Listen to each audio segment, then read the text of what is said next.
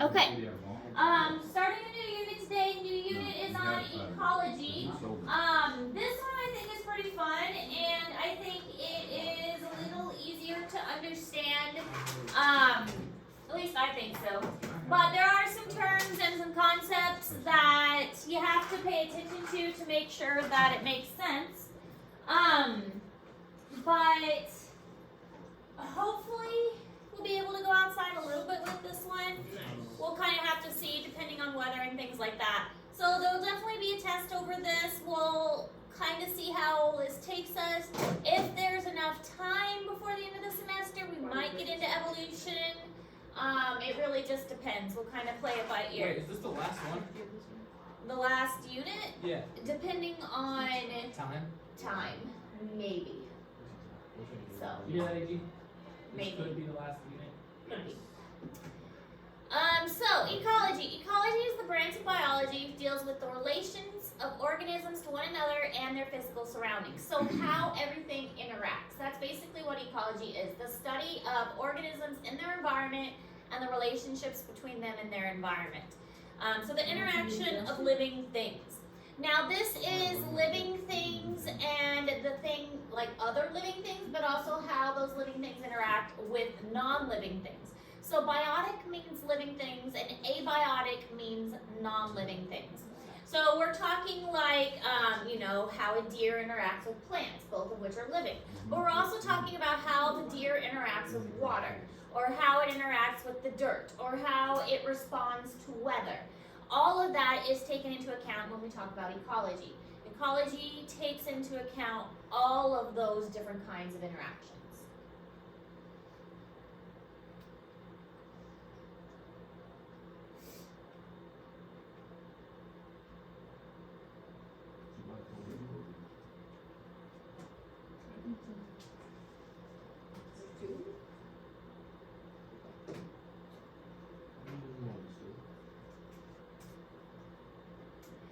Okay, so specifically, like ecology can be broken down into different parts. Population ecology is one we're going to spend some time on. Population ecology is how animals or plants can be broken down into groups and looking at those numbers. This is an important one because it deals with how well a group of animals is doing. Are they becoming endangered? Are their populations stable? Is their numbers growing? So this is one that a lot of scientists are really interested in because endangered species is a big topic in the world in general. I mean, we know a lot of animals are endangered or becoming endangered, animals or plants, and so population ecology is one of those that is of a lot of interest. So demographics is the studying of ecology that involves, that helps us to study the populations. We use statistics in this, and we can kind of predict how things are going to change over time, and we've done this a lot with humans as well. So population ecology is something we can apply to humans and the human population, and it is something we have done. The census that's taken every 10 years is helping to look at the past population changes and help us to predict human population changes in the future also. So we can do models and put equations into the computer to determine what we think the population is going to look like for different animals, but also for humans as we move forward. In 2050, this is what we think human population is going to look like.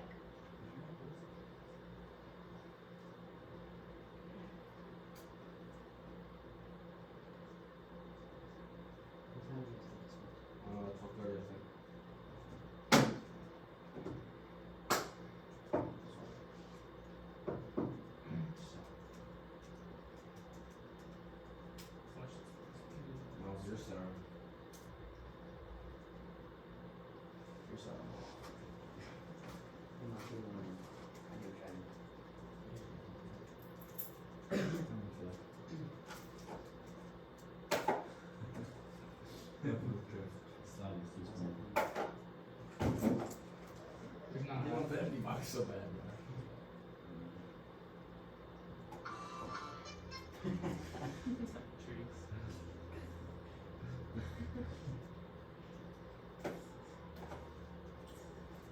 There we go.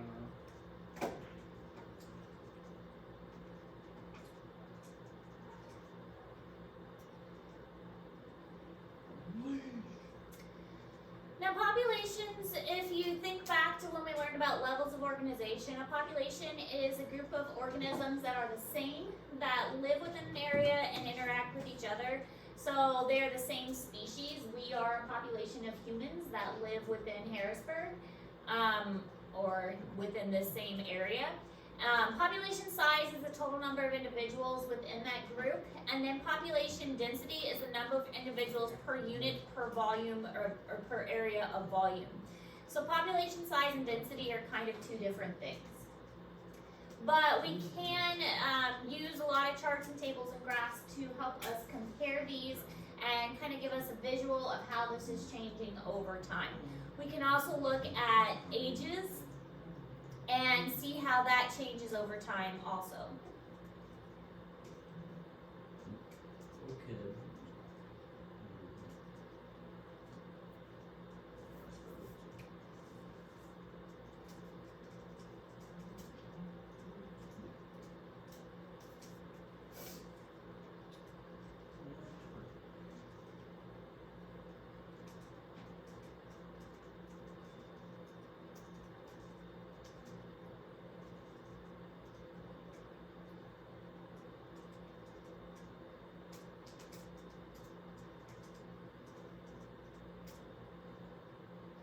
Hope you guys are ready for English, please. Have you been waiting? Ours today. Yeah. Too bad I won't be here. It's also like dreams. I didn't know. I left a couple answers. I just started making stuff up. I have no idea. Y'all need to get 100%. I'm sorry, you do that all the time. I actually will not. You Well, do when's it all one the time I time. said that? You say it all the time. You say, do. I can- Before every single test. So population distribution involves how animals are distributed, and there are different ways in general that animals distribute themselves. Clumped is actually one of the more common. You wouldn't think about that, but animals like to be clumped together. I mean, think about us. We are often clumped together in a group. A school of fish is a great example, but if you look at a population map of the world, most people congregate in cities. That's where most people live. There are a few outliers, but even those tend to congregate in cities. I mean, Harrisburg is small, but it's still, a population of 200 here or so? But that's still a population of 200. You're not really going to find one person out living by themselves very frequently, like out in the middle of the woods by themselves. Populations in general are clumped distribution. Now, we'll look at a couple other distributions of populations that aren't quite as common, but in the animal kingdom, in the plant kingdom, clumped distribution is more common. It's easier to live in a group because then it's easier to find other organisms for protection. It's easier to find other organisms to reproduce. The problem with living in a group is that the resources are, you compete more for the same resources. So if there's a bunch of you living in the same area, then a lot of times you need the same resources. It gets overcrowded, you want the same food, you want the same shelter, you want the same water. So competing for the same resources is a problem then. So here's a map of the United States, and the darker colors, the reds and the bluish purple, that is where the populations are the highest. But as you can see, a lot of the map is dark colored, and so humans do tend to live in clumped distributions. And the majority of our population is found in certain cities. So again, we are an example of a species that does tend to live in a clumped distribution. So the other two distribution patterns are random distribution and then uniform Or regular is another way to call it, uniform or regular. So regular or uniform distribution is where it is spaced pretty evenly. Now this one's probably one of the most rare. Even distribution is kind of rare because most of the time animals and plants don't really space themselves out in a really even pattern. Now you do see this in nature most often, like in birds that are in a breeding colony. They will space themselves out pretty evenly. Also, if you think about like birds on a power line, they usually space themselves out pretty evenly. So that would be an example of uniform or regular distribution. Random distribution is a little more common too. This is like if you have just like dandelions in the field. The dandelions don't care where they grow, they just grow wherever they want. And so they're just going to be very randomly distributed in the field. Just wherever they fall, that's where they're going to grow.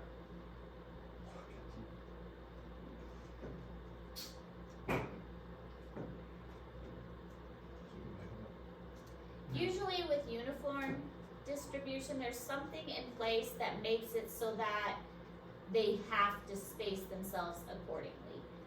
Maybe it is like with plants, sometimes it's the root system. Keeps them at an even distance apart. With birds, they like to have so much space between their nests. On a power line, they space themselves because that's what their wingspan allows them to take off.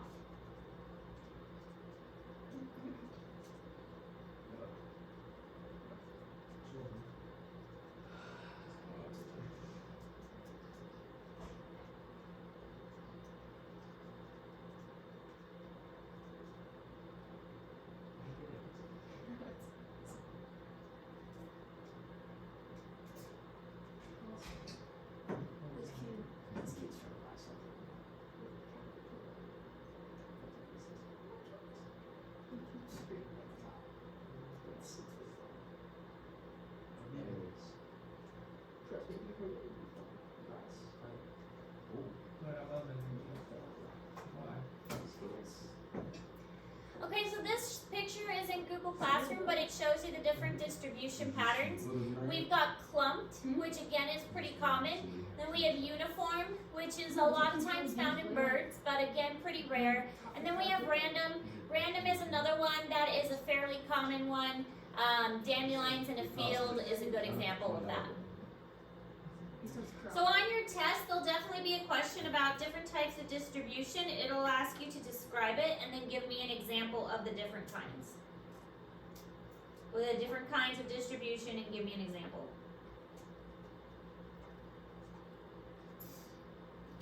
Alright, so when you're sampling a field, scientists aren't typically going to go out and count every single individual. That's just not feasible and it's a waste of time. So they've come up with different techniques that will give them a good estimate of the number of organisms in that field and provide them with a pretty accurate sample without having to count every single individual. One of the ways that they sample a field is called plot quadrant sampling. This is a great way to sample an area if things don't move and if they think that conditions aren't really going to change and they're going to kind of stay the same within that area. So think of plants in a field. Quadrant sampling is probably the best way to check for how many plants are in a field. Like if you want to test a flower and figure out how many flowers are in a field, plot quadrant sampling is one of the best ways.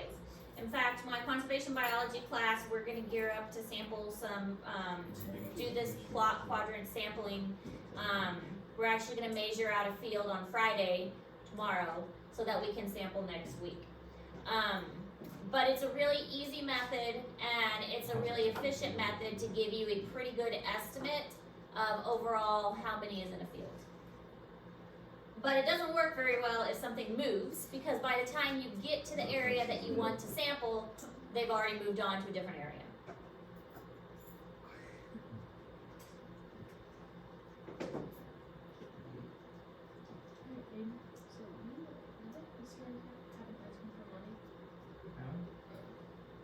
I didn't follow the Some people did. It's like so right. That's people for $50. Why are you asking people for money, AG? His account. That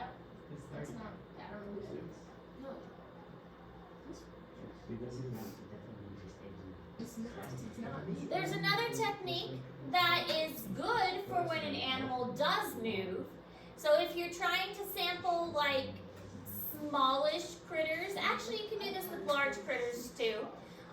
Fish in a pond or turtles or something that you can actually capture. It's called the mark recapture sampling method. With this, you'll go out and you'll capture the moving creature. So you're not going to do this with plants. Plants doesn't work. You'll go out and you'll capture something, and then you'll mark them in some way, and then you'll release them. And then usually about 24, 48 hours later, you'll go out and you'll capture the animals again. And then you'll estimate how many of the ones you captured the second time were marked, which means you caught them a second time, versus how many are new. So here's an example. This is the first time you caught them. And this first time you caught them, you marked all the individuals you caught. So everybody, all the turtles got a red mark. And then you released all those turtles. They went back. They mingled in the field. You caught them again. And then the second time you got 1, 2, 3, 4, 5. So 5 turtles you re-caught. Those are the same ones because they had marks on them. So you caught them a second time. So using an equation, you can figure out how many turtles are in the population. Because you got several that were new, and you got several that you captured a second time. Put that into an equation, you can figure out how many turtles are in that population overall. So that's called the mark recapture method, and you can do this with organisms that move. There's a couple other ways you can mark animals. You can tag them and have people report back. You can do a line transect. So this is better for like a field method. If you have a forest, so you can do a line transect. You can do visual, you can do hearing. If you're good at birds or frogs, you can just go out in the field and listen. So there's a lot of different methods that you can do. Now when populations change, there's several ways a population can change. You can have immigration with an I, which is animals moving into a population. You can also have immigration with an E, which is a population moving out of a population. You can also have zero population growth, which is no populations moving in or out, and also births and deaths are equal. That's not good though. I mean, it's stagnant, so nothing changing. Bryce was going up that game over his brothers. He keeps saying he's 10 feet away. I was. I looked You over were it. not. I didn't play any of it. I was right. You were right in front of it. And just you did too. Have a hand up. You liar. No, I didn't. Yes, you did, bro.